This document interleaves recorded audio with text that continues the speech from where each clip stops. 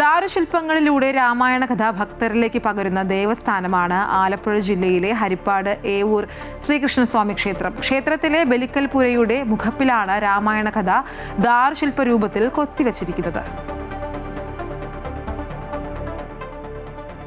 ഭക്തമനസ്സുകളിൽ രാമായണത്തിന്റെ പുണ്യം ദാരുശില്പങ്ങളിലൂടെ പകർന്നു നൽകുകയാണ് ആലപ്പുഴ ഏവൂർ ശ്രീകൃഷ്ണസ്വാമി ക്ഷേത്രം.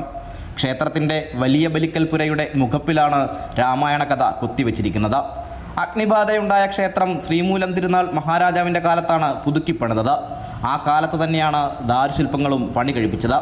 വിവിധ തട്ടുകളിലായി 120-ൽ പരം ഭാഗങ്ങളായാണ് രാമായണത്തിൻ്റെ പ്രസക്ത ഭാഗങ്ങൾ ദാരുശില്പ രൂപത്തിൽ അവതരിപ്പിച്ചിരിക്കുന്നത്.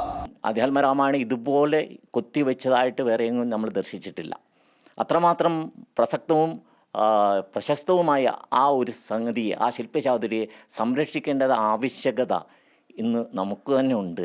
കാരണം വർഷങ്ങൾക്ക് മുമ്പ് ശ്രീമൂലം തിരുനാൾ മഹാരാജാവിൻ്റെ കാലഘട്ടത്തിലാണ് ഈ ക്ഷേത്രം പുനർനിർമ്മിച്ചത്.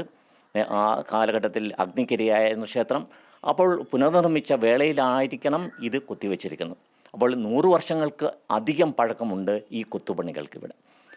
ശ്രീമൂലം തിരുനാൾ മഹാരാജാവിൻ്റെ, രാമവർമ്മ മഹാരാജാവിൻ്റെയും അതുപോലെ തന്നെ ഈ കൊത്തിവെച്ച ആ ശില്പികളുടെയും ചാതുര്യം, അവരുടെ പുരാണങ്ങളിലുള്ള അവഗാഹം, അവരുടെ ക്ഷമ, ഇതെല്ലാം നമുക്കിവിടെ ദർശിക്കാൻ സാധിക്കും.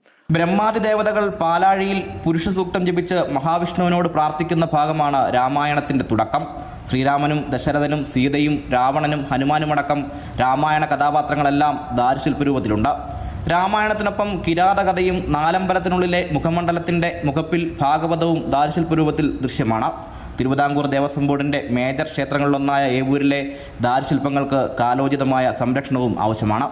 കർക്കിടക മാസത്തിൻ്റെ പുണ്യം നുകർന്ന ക്ഷേത്രത്തിലെത്തുന്ന ഭക്തർക്ക് രാമായണ കഥയുടെ പുത്തൻ അനുഭവമാണ് ഈ ശില്പങ്ങൾ സമ്മാനിക്കുന്നത്. അമൃത ന്യൂസ്, ആലപ്പുഴ.